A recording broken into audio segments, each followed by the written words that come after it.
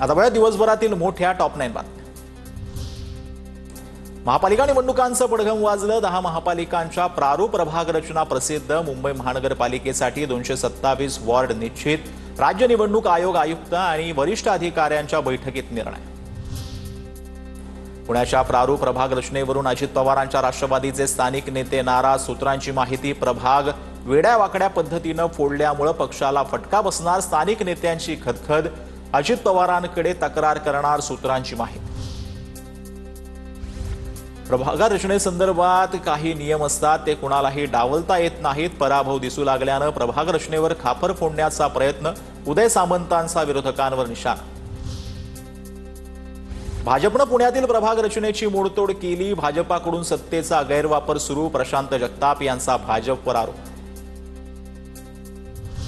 नाशिक महानगरपालिका निवडणुकीसाठी प्रारूप प्रभाग रचना जाहीर। प्रभाग रचनेचे नकाशे पालिकेच्या प्रवेशद्वारावर लावण्यात आले। 2017 ची प्रभाग रचना जैसे थे। 31 प्रभागांमधून 122 नगरसेवक निवडले जाणार। वसई विरार महानगरपालिकेच्या प्रभाग रचनेला निवडणूक आयोगाची मान्यता। एकूण 29 प्रभाग, 115 नगरसेवक सदस्य संख्या असणार।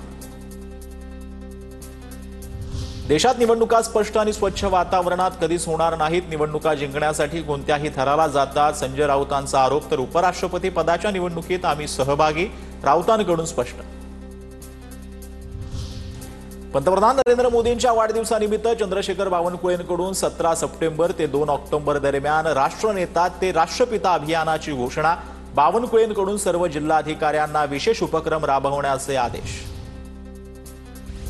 नाशिकच्या कुंभमेळ्यावरून महायुतीत राजकीय आखाडा। भाजपा दादांच्या राष्ट्रवादीनंतर आता शिंदेंच्या सेनेची एंट्री। कुंभमेळ्याच्या टेंडर प्रक्रियेवरती आक्षेप घेत पदाधिकाऱ्यांकडून शिंदेंना बैठक घेण्याची मागणी।